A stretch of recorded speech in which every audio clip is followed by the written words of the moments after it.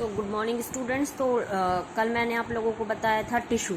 ठीक है, the tissue that is the group of cell that having the same origin perform the same functions, ठीक है, and the same structure, उसे कहते हैं tissue. The study of the tissue it is known as the histology. तो मैंने आपको कल बताया था प्लांट टिश्यू, और प्लांट टिश्यू में हम पढ़ चुके हैं मेरिस्मेटिक टिश्यू। तो मेरिस्मेटिक टिश्यू का मतलब the tissue that is made up of the meristematic cell and that meristematic cell having the power of cell division. तो करेक्टरिस्टिक क्या होते हैं? जो मेरिस्मेटिक सेल्स होती हैं वो ओवल हो सकते हैं, स्फेरिकल शेप्स हो सकती हैं। मेरिस्मेटिक सेल्स जो होती हैं वो कॉम्पैक्टली अरेंज होती हैं, विदाउट द इंटरसेलुलर स्पेस होती हैं।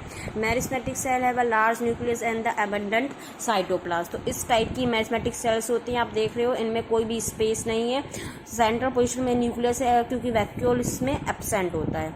ठीक है, तो मैंने आपको बताया था on the basis of the position the meristematic tissue can be of the three type: apical meristem, lateral meristem, intercalary meristem.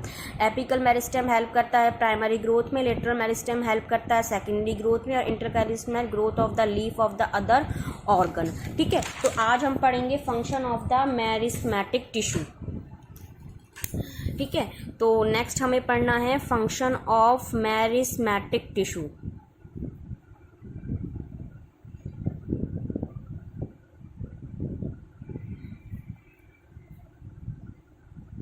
Function of meristematic tissue. तो देखिए फर्स्ट तो फंक्शन यही है कि meristematic tissue it act as a parent tissue.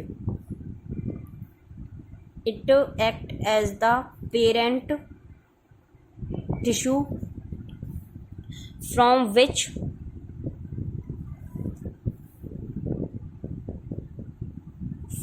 Which other tissue are formed. From which other tissue are formed. Second, it help in the healing and the second हो जाएगा it help in the healing या growth of the new tissue. ठीक है, it help in healing of injured या damage part of plant.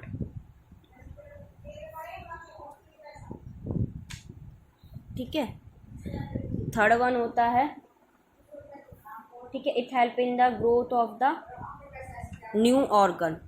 तो it help in continue growth of new leaf,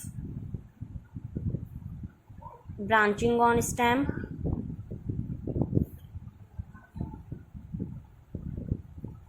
flower,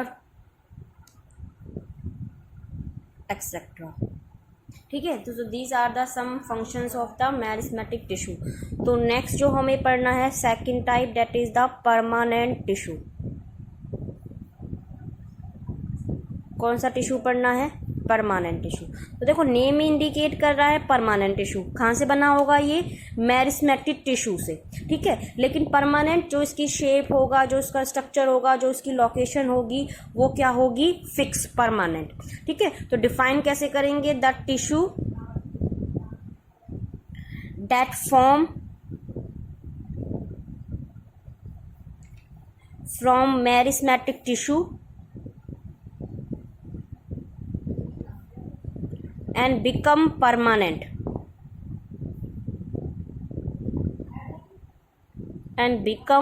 permanent in their shape and function.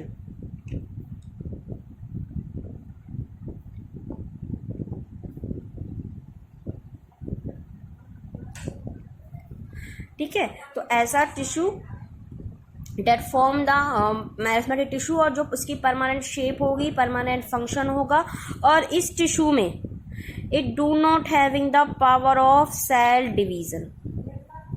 It do not have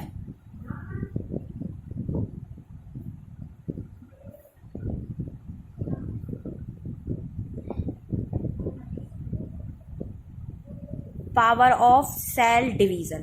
ठीक है, तो मैंने आपको permanent tissue कितने types के बताए थे? 2 टाइप्स के। परमानेंट टिश्यू कितने टाइप्स के बताए थे? 2 टाइप्स के। तो फर्स्ट होता है simple permanent tissue.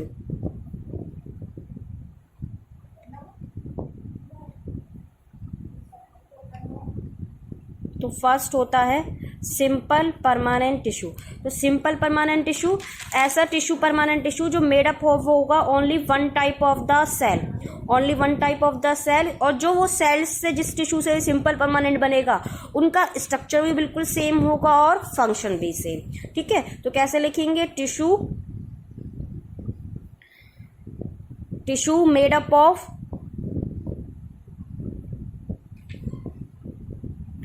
one type of cell, tissue made up of one type of cell which are structurally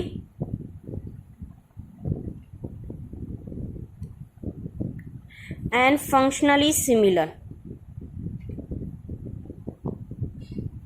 जिनका स्ट्रक्चर भी क्या होगा? सेम होगा, और फंक्शन भी क्या होगा? सेम होगा, उसको कहेंगे सिंपल परमानेंट टिश्यू। तो सिंपल परमानेंट टिश्यू मैंने आपको कल कितने टाइप्स के बताए थे? 3 टाइप्स के। तो फर्स्ट वन है पैरेन्काइमा टिश्यू। तो देखो पैरेन्काइमा टिश्यू कैसा होता है? प्लांट्स का लिविंग टिश्यू। ठीक है, और पैरेन्काइमा टिश्यू ऐसा टिश्यू होता है that form the bulk of the plant tissue. Bulk of the plant tissue का मतलब है कि मोस्टली अमाउंट में, हर पार्ट में प्लांट का, चाहे वो रूट हो, स्टेम हो, लीफ हो, सबसे ज्यादा अमाउंट में कौन सा टिश्यू है? Parenchyma tissue. ठीक है, तो जो पैरेन्काइमा टिश्यू होता है तो it form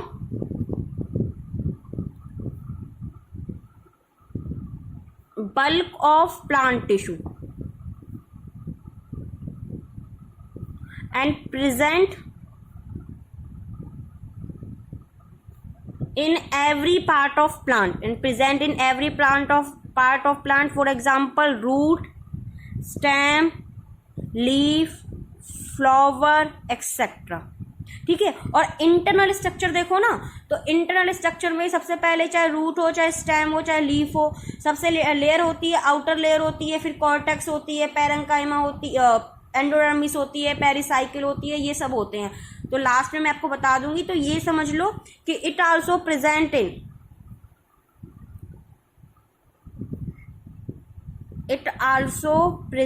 in epidermis. Epidermis सबसे, जब इंटरनल स्ट्रक्चर देखते हैं तो सबसे जो आउटर लेयर आती है प्लांट्स के पार्ट की, वो होती है एपिडर्मिस। ठीक है, it present in epidermis. Cortex, epidermis से जो नीचे का रीजन होता है वो कॉर्टेक्स। Endodermis, pericycle. ठीक है, mesophyll cells of the leaf,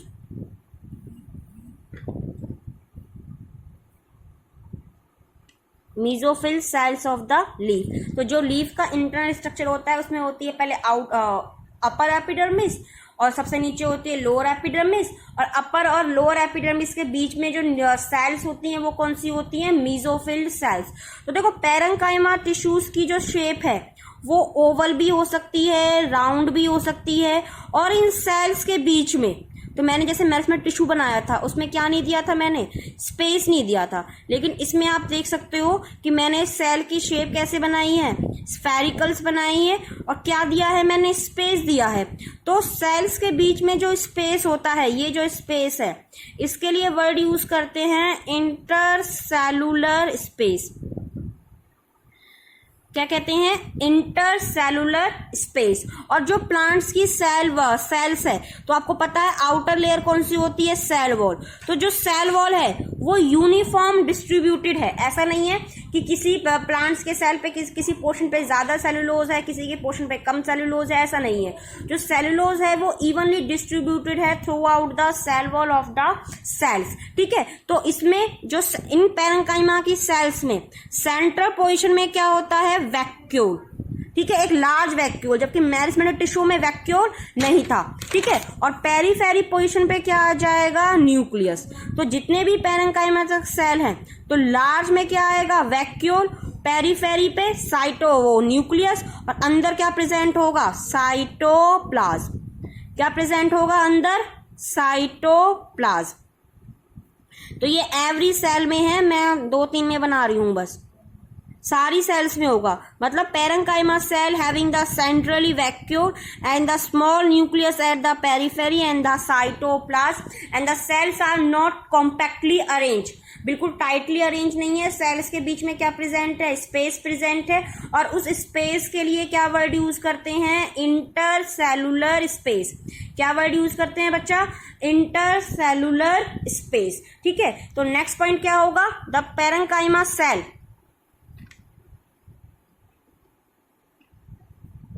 parenchyma cells may be oval,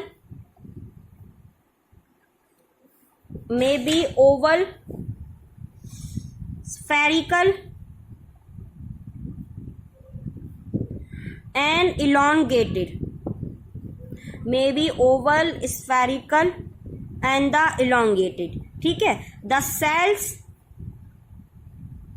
have the large intercellular space between them.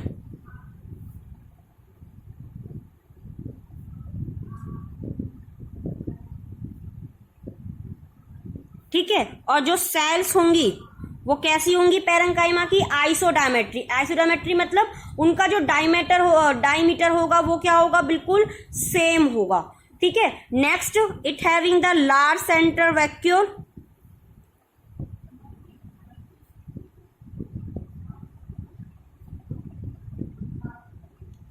Large centre vacuole, periphery nucleus. Periphery nucleus का मतलब है साइड में, पेरीफेरी का मतलब होता है साइड में, periphery nucleus and the cytoplasm and also having the cytoplasm, मतलब इसमें प्रोटोप्लाज्म होगा। और कहां प्रेजेंट होगा ये? प्लांट्स के एवरी पार्ट में प्रेजेंट हो सकता है, और इंटरनली एपिडर्मिस सब में प्रेजेंट होगा। ठीक है, next, the cell wall having the cellulose. ठीक है, तो सेल्यूलोज इज इवनली या यूनिफॉर्म लिख लो, यूनिफॉर्म डिस्ट्रीब्यूटेड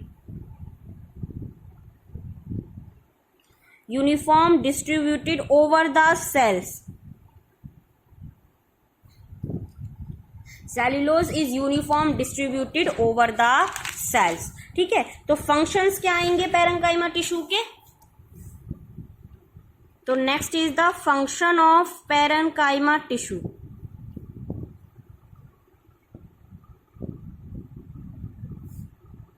ठीक है, तो पहला फंक्शन ये होगा, जो इसके बीच में इंटरसेलुलर स्पेस है, और जितने भी आपके एक्वेटिक प्लांट होते हैं तो उस इंटरसेलुलर स्पेस में क्या प्रेजेंट होती है? Air cavity. ठीक है, तो वो जो एयर केविटी है वो किसमें हेल्प कराती है इनको? बायोएंसी में। बायोएंसी का मतलब floating of the plant in the water. ठीक है, floating of the plant in the water. ठीक है, उसको कहते हैं बायोएंसी। तो क्या कहोगे? In aquatic plant,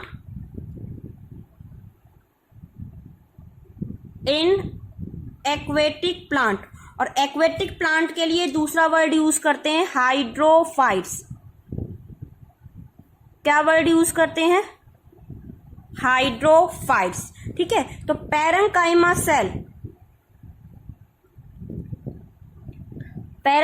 cell have air cavity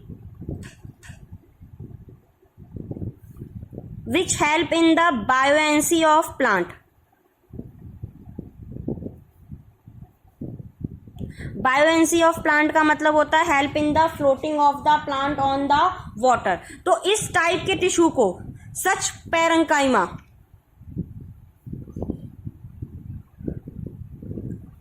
parenchyma is called aerenchyma. क्या कहते हैं उसे? एरनकाइमा कहते हैं। ठीक है, दूसरा, कुछ पेरेंकाइमा में क्या डेवलप होता है? क्लोरोप्लास्ट। ठीक है, parenchyma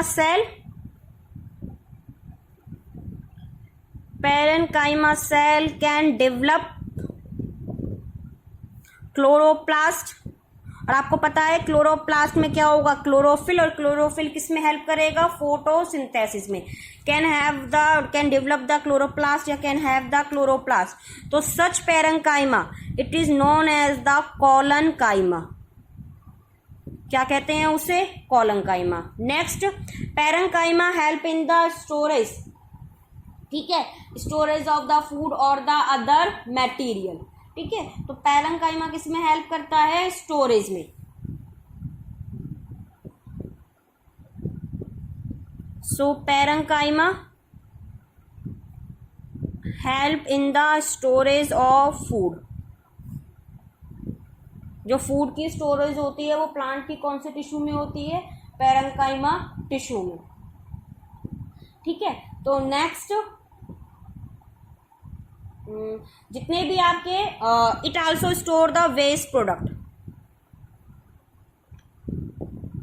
it also store the waste product of plant cell, it also store the waste product of plants like resins हो गए, गम्स हो गए, ठीक है। तो this is about the parenchyma. So next है कॉलनकाइमा। सो नेक्स्ट कौन सा टिश्यू है, collenchyma. This is also a living tissue,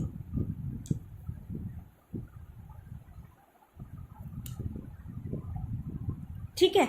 तो कॉलनकाइमा कहाँ प्रेजेंट होता है, it present in the dicot plant. तो देखो प्लांट दो टाइप्स के होते हैं, एक होते हैं मोनोकोट प्लांट, एक होते हैं डाइकोट प्लांट। तो मोनोकोट प्लांट क्या होते हैं,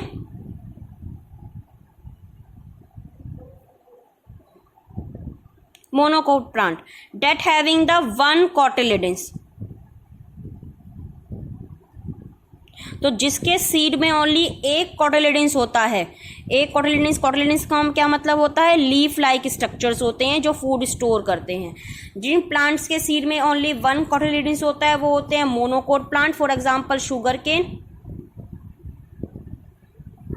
ठीक है। और जिन प्लांट्स के सीड में दो कॉटिलिडेंस होते हैं उन्हें कहते हैं डाइकोट प्लांट। डाई का मतलब टू कॉटिलिडेंस। जैसे आपने देखी है ना, मूंगफली देखी है, ठीक है, बीन्स हो गए, राजमा हो गए, ठीक है, वो कैसे हैं आपके डाइकोट प्लांट, उसमें दो कॉटिलिडेंस हैं, ठीक है। तो यह कहाँ प्रेजेंट होगा, it present in the dicot plant, ठीक है। और कहाँ प्रेजेंट होगा, it also present in the cortex of the dicot stem. तो कॉर्टेक्स मैंने आपको क्या बताया था, it is the layer below to the epidermis. तो एपिडर्मिस के नीचे जो लेयर होती है उसके लिए क्या वर्ड यूज करते हैं, कॉर्टेक्स। तो it also present in the cortex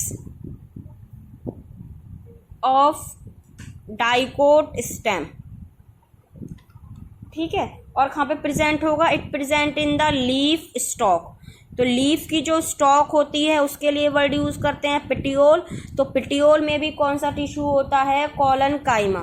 लेकिन इस कॉलनकाइमा की जो सेल्स होती हैं, cells are without intercellular space. तो cells are the without intercellular space, और उनमें cells having the extra deposition of cellulose, cells having the extra deposition of cellulose at corners के ऊपर जो सेल्स के अंदर जो डिपोजिशन है वो क्या होगी, ज़्यादा। कि सपोज मैं बना रही हूँ ये कॉलनकाइमा सेल, तो टाइटली पैक है बच्चा, क्या नहीं है इनमें, स्पेस तो है नहीं, ठीक है। मैंने आपको बताया कॉलनकाइमा की सेल्स में क्या नहीं होगा, स्पेस नहीं होगा। लेकिन जैसे यहाँ पे कॉर्नर्स आ रहे हैं तो इन कॉर्नर्स के ऊपर क्या हो जाएगी, एक्स्ट्रा डिपोजिशन होगी, किसकी, सेलुलोज की। किसकी डिपोजिशन होगी, सेल्यूलोज की। जैसे पैरेंकाइमा थे ना कि cellulose are the evenly distributed, यहाँ पे ऐसा नहीं है। यहाँ पे जितने भी कॉर्नर्स हैं सेल के, उन कॉर्नर्स पे क्या होगी, सेल्यूलोज की एक्स्ट्रा डिपोजिशन होगी। मतलब वहाँ से जो सेल्स होंगी कॉलंकाइमा की वो क्या होंगी, थिक। ठीक है, तो cells of the collenchyma are thick, जबकि पैरेंकाइमा की जो सेल्स होती हैं वो कैसी होती हैं, थिन। तो कॉलंकाइमा की जो सेल्स होगी वो क्या होगी, थिक होगी। इनके अंदर भी न्यूक्लियस होगा, साइटोप्लाज्म होगा, सब होगा, प्रोटोप्लाज्म ही होगा। लेकिन डिफरेंस यहाँ पे ये आएगा पैरेंकाइमा में और कॉलंकाइमा में कि पैरेंकाइमा में अगर स्ट्रक्चर देखो तो वो सेल्स कैसी हैं, थिक हैं। सेल्यूलोज की जो डिपोजिशन है वो कॉर्नर्स पे ज़्यादा है, जबकि पैरेंकाइमा में ऐसा नहीं था। ठीक है, तो नेक्स्ट है फंक्शन।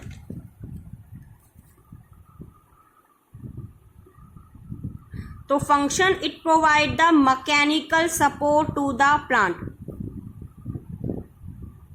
ठीक है, और ये क्या प्रोवाइड करता है, फ्लेक्सिबिलिटी। जो कॉलंकाइमा होता है वो प्लांट्स को क्या प्रोवाइड करवाता है, फ्लेक्सिबिलिटी और support, mechanical support to the plant. जैसे आपने देखा होगा ना, बहुत तेज हवा चलती है तो जो स्टेम की ब्रांचेज होती है वो झुक जाती है, लेकिन वो पेड़ से टूटती नहीं है कभी कभी। हाँ भाई, वो आता लगा कि बहुत ज़्यादा ही फोर्स लग रहा है उन ब्रांचेस पे, कॉलंकाइमा पे भी, तभी वो सपोर्ट नहीं कर पाते हैं। लेकिन जैसे नॉर्मली हवा चल रही है बहुत तेज, तो जो स्टेम की ब्रांचेज हैं वो झुक जाती हैं, बैंड हो जाती हैं, लेकिन वो टूटती नहीं है। किसकी वजह से, कॉलंकाइमा की वजह से। तो collenchyma, it provide the mechanical tissue to the mechanical support to the plant और it provide the flexibility to the plant. तो आज के लिए हमने पढ़ा है परमानेंट टिश्यू, परमानेंट में पढ़ा है हमने सिंपल परमानेंट, और सिंपल परमानेंट पे पढ़ा है हमने पैरेंकाइमा और कॉलंकाइमा। तो आज के लिए इतना ही। Okay, thank you.